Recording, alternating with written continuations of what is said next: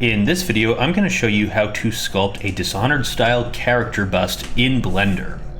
Now, if you browse through ArtStation, you can find a lot of Dishonored style character designs along with the actual production artwork from the game.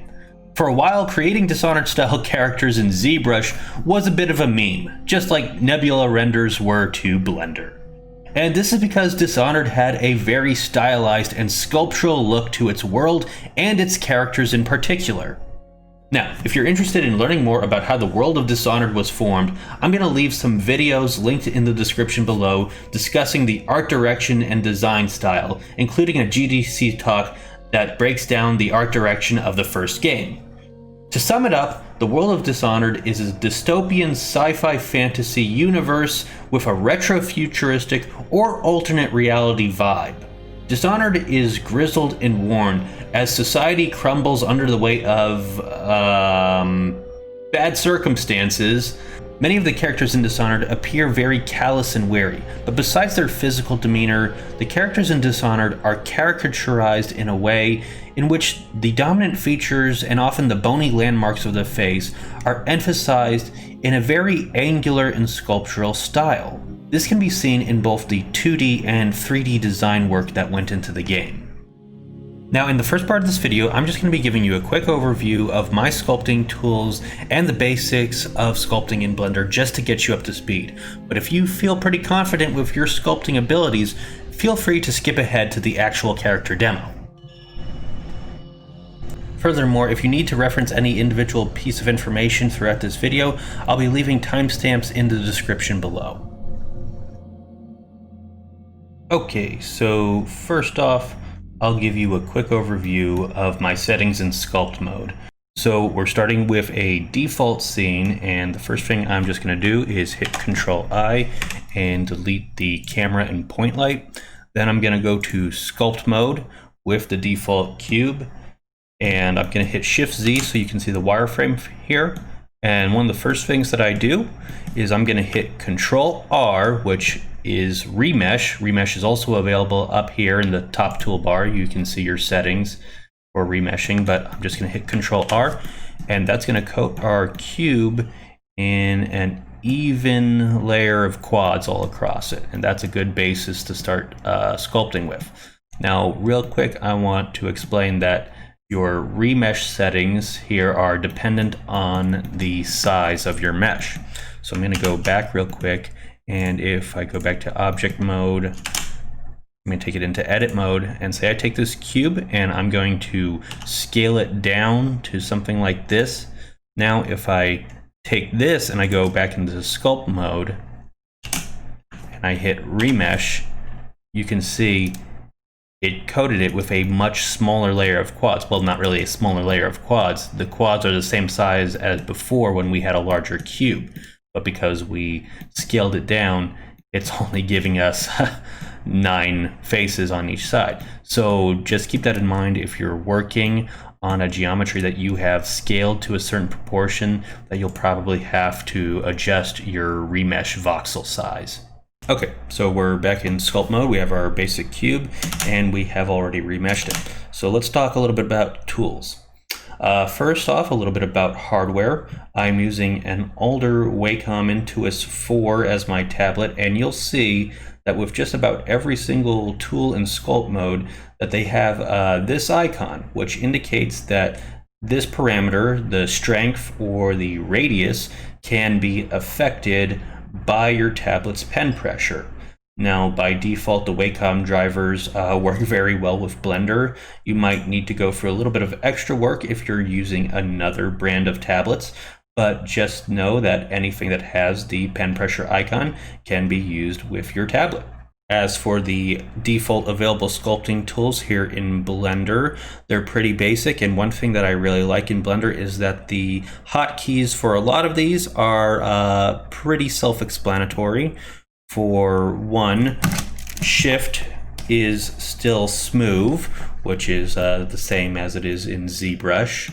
Now, smooth is probably one of the most useful tools that you'll have. You can use it to just quickly basically destroy forms. And once again, it's good to have your pen pressure available, because I can press down really hard and just really smooth out an area like this, or I can press down very lightly and lightly smooth out areas like this. Now, one thing you'll often see me doing to use a smooth is I'll just lightly tap around my model to smooth out some of the texture and garble that is formed from using a lot of these other sculpting brushes. Next, if we tap G, that is our grab brush. So if you're used to tapping G to grab and move around a mesh in your other modes of Blender, then this is pretty self-explanatory. Next, let's say that we want to create a sharper edge on our mesh. We can press P to bring up the pinch brush. And as you can see, that brings our geometry together to a very sharp edge right there. Now, if we want to expand it a bit more, we can hit I, go to Inflate. And now we're creating something that looks a tad bit suggestive, so we'll go back. All right, so for our actual sculpting, I'll be using the standard draw brush to really create large forms and build up, but I don't use it for a whole lot else.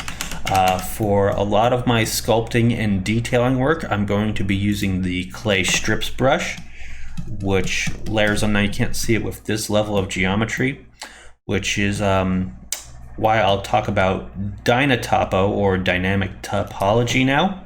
So the clay strips brush I pretty much always use in conjunction with Dyna Topo, which you can turn on here in your sculpting tools menu. You can also turn it on up here in the top toolbar, or you can just hit Control D. And as you see, the check mark turns on for Dyna Topo, and I believe it also just converted our whole mesh into tries. Okay, so Dyna Topo. You have a lot of different settings in here, and you've probably seen other people cover them. Now, the only way I usually use Dyna Topo, or the only settings I commonly use, are constant detail, and then I'll bring it up in iterations, usually of 25 if I'm starting at this size. So by default, it's at 3, which you'll see if I go over my mesh, it collapses the amount of geometry into much larger faces. Set to this level of constant detail, it's going to make everything one constant level of detail wherever you brush. So it really reduces the amount of geometry. Now, in some areas that can actually be advantageous. But to start off, I'm going to bring it up to a resolution of 25. And you'll see that this adds a lot more geo wherever we sculpt. So this is good to see in wireframe. So everything else has a very uniform layer of topology on it. Now, wherever we sculpt with Dyna Topo on, it's adding a great deal of geo.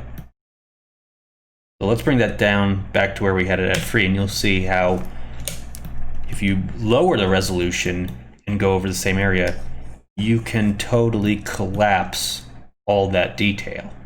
Okay, so before we start sculpting, the last few things I want to cover are flatten and scrape.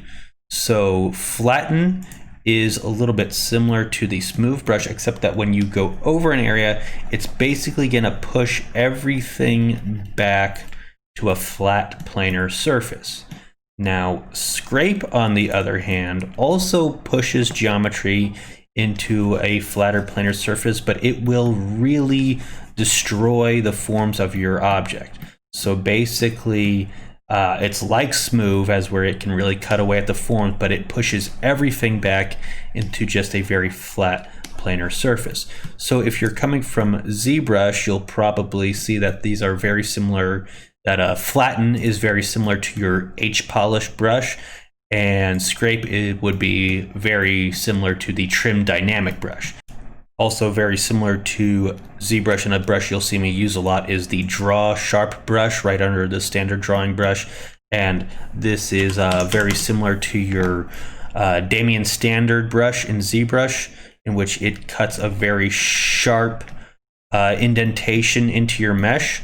So you'll see me use this a lot for a lot of different purposes, primarily wrinkles,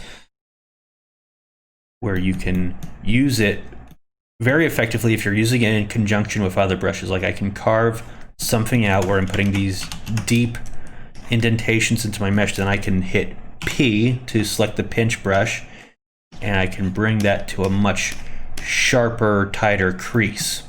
Just like you use with the Damien standard brush in ZBrush, if you hit Control, which is the alternate form of the Draw Sharp brush, which, let me explain that real quick first. Basically on every brush, if you brush over, you're gonna add, it'll be adding to your mesh, and if you hit Control, it will be subtracting from your mesh.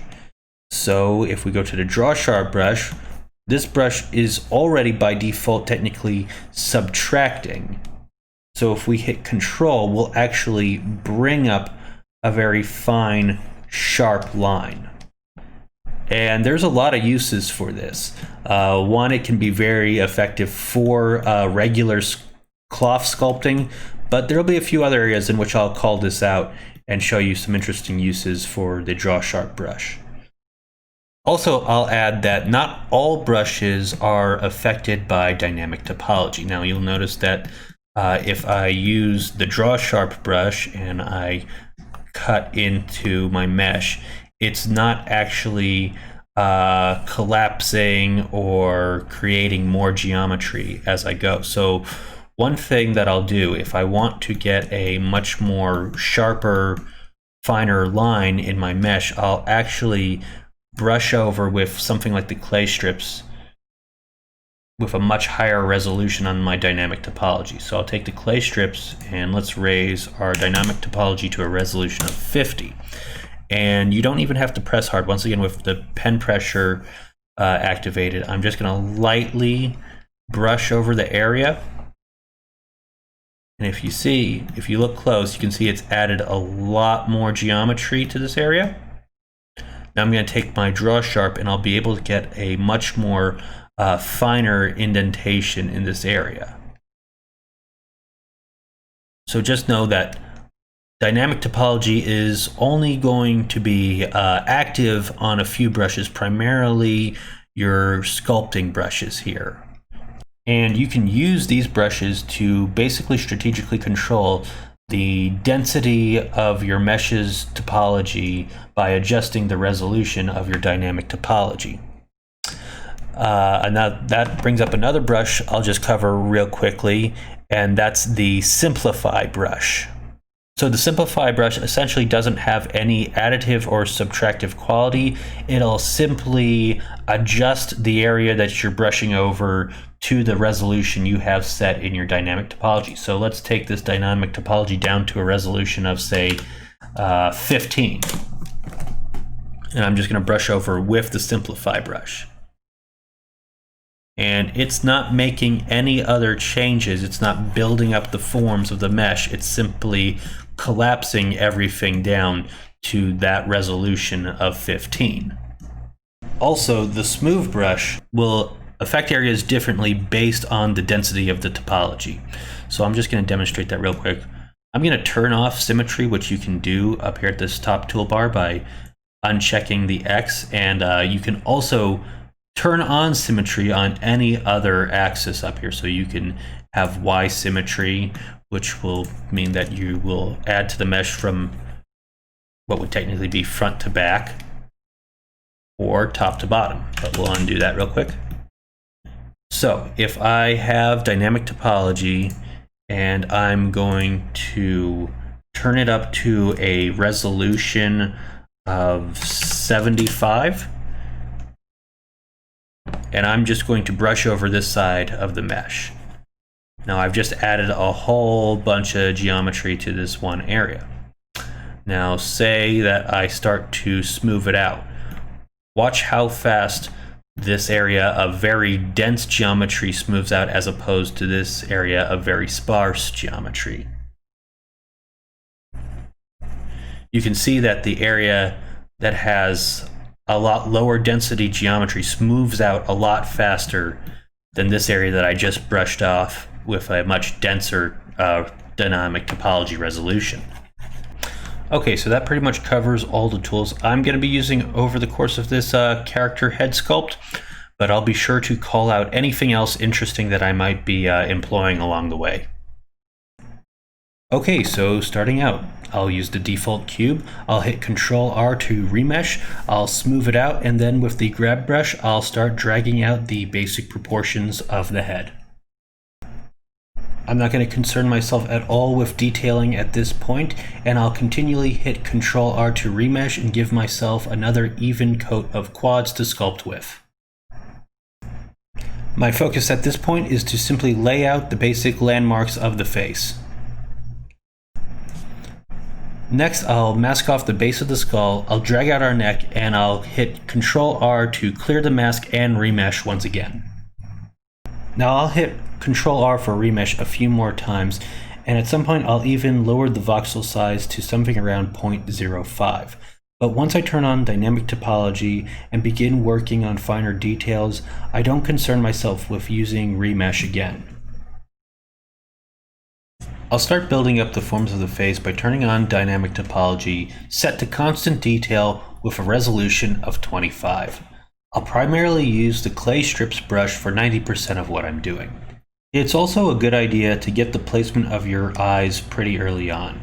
So just create a sphere in object mode, move it into place in edit mode, and then mirror it over to the other side. Then you can start sculpting the forms of the eyelids and the cheekbones around the eye. Now, creating an ear might seem tricky at first, but there isn't really any secrets to doing them. You just need to practice it a few times, and eventually, if you're looking at good reference, you'll just get a better understanding of it. I'm not an expert at creating ears, but I've done it enough to understand the gist of it. Once you get the basic flow of this form, then you can just use the pinch brush to tighten up the edges and creases. While sculpting, I'm primarily focused on creating gentle brush strokes across the forms. Try to think of the face in simple planar forms and sculpt along those planes. I would highly recommend seeking good anatomy reference when it comes to sculpting the forms of the face. And that's why I would strongly recommend checking out the book Anatomy for Sculptors, which I'll leave a link to in the description below.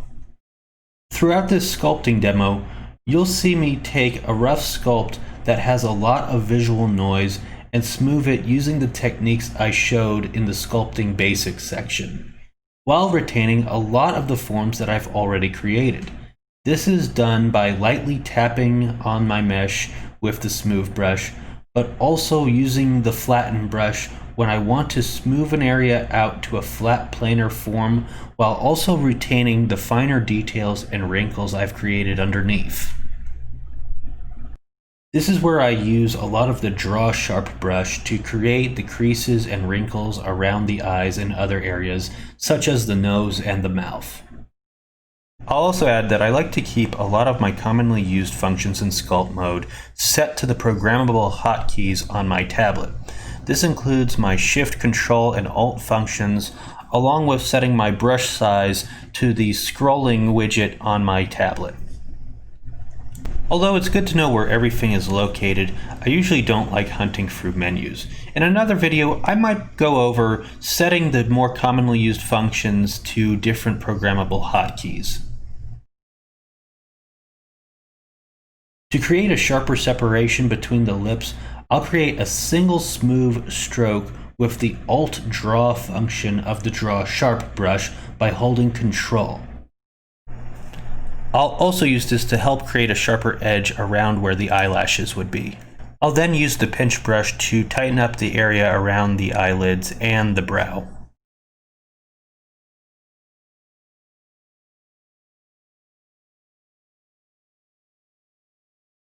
This character is someone who is supposed to be very grizzled and worn.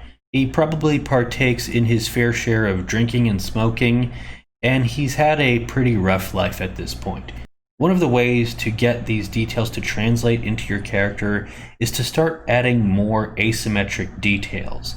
Now, I'm going to start with just turning off symmetry and adding some wrinkles and finer details that won't be mirrored over to the other side.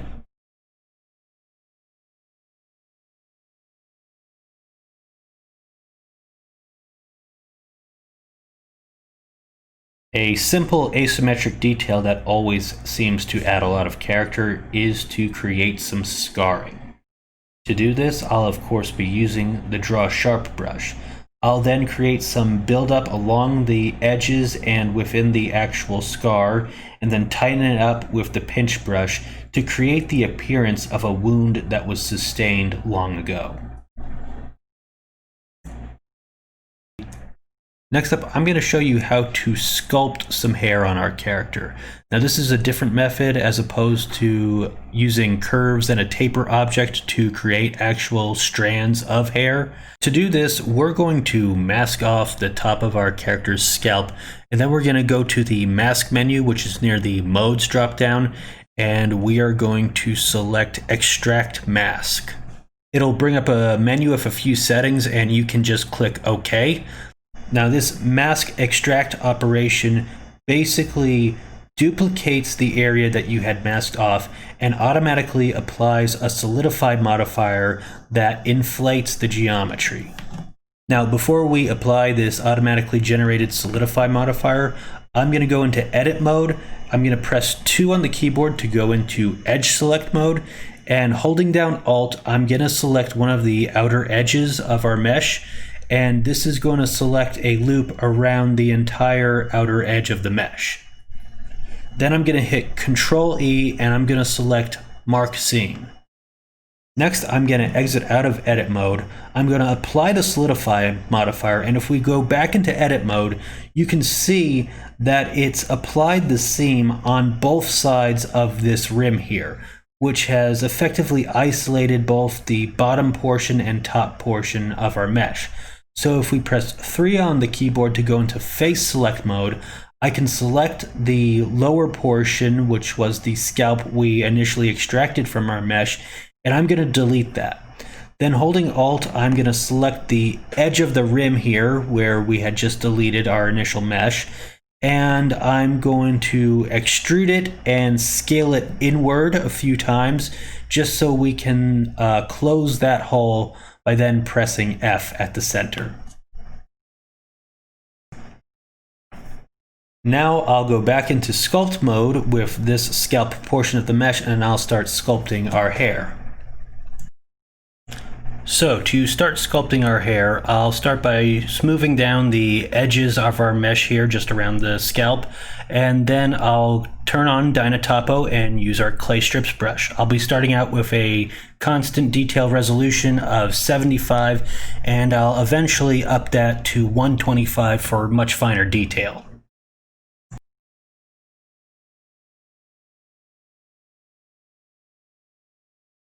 As I continue to experiment myself, you're going to see me use a few brushes that I haven't employed before. One is Snake Hook, which I'm going to use to drag off a few longer strands of hair around the edges.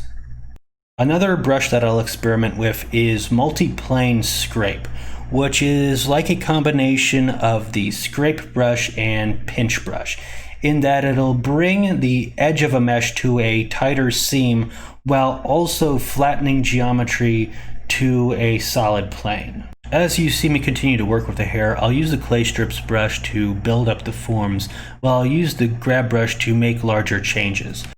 I'll also be using the Draw Sharp brush to create more detail and breakup between the individual strands of hair. My main goal while sculpting the hair is to try and maintain the natural flow. This means keeping everything mostly to long curvilinear strokes. Too many overlapping creases with the Draw Sharp brush or too much texture with the clay strips brush can easily break the impression that I'm trying to go for. So I'm going to continue to refine the hair for a little while, and in the next section we'll be adding some skin and pore detail using brush textures.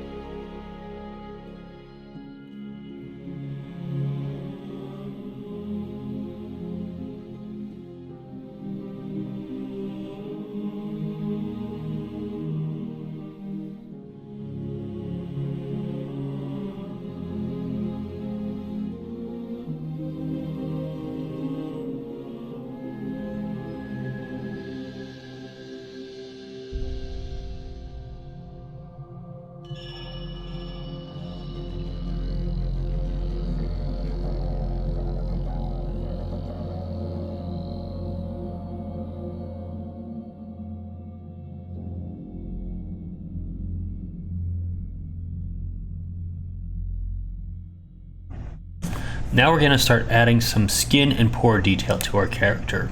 Now you can find places to download professional scanned images of skin textures, but we're going to make do with a simple procedural texture generated in Blender. So going to the texture tab, I'm going to create a new texture. I'm going to select a stucky texture. I'm going to switch it to a hard type. And then in the noise basis, I'm going to switch it to Voronoi F1. Also, I'm going to decrease the size to something around 0.05. I'm also going to go into the stroke dropdown in our top toolbar, and I'm going to switch the stroke method from space to drag dot. Now if I drag my pen across the mesh at any point, it's going to show a preview of the detail that it'll add to our mesh. And once I release the pen, it will create the detail wherever I place it. Now I'm going to lower the strength even a little bit more. One thing I should have done here that I'll do later in the video is change the direction from add to subtract, as that'll create more concave pore detail rather than the raised bumps that I'm creating here. But for now, I'll continue to add these details to my mesh, alternating between turning symmetry on and off. From here, it'll just be a continued process of refinement as I continue to add wrinkle and skin details, along with some sculpted eyebrows. In the final section, we'll be creating a quick collar and modeling some shoulders to fill out our character bust.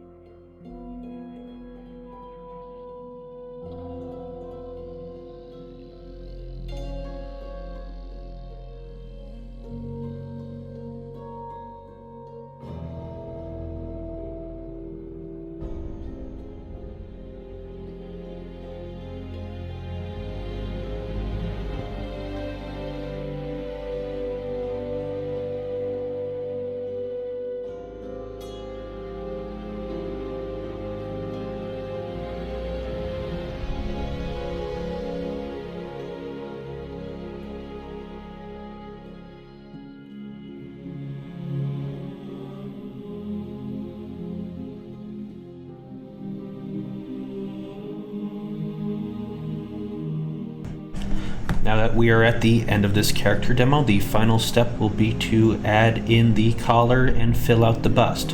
So I'm going to create basically a single plane which I'll wrap around the neck.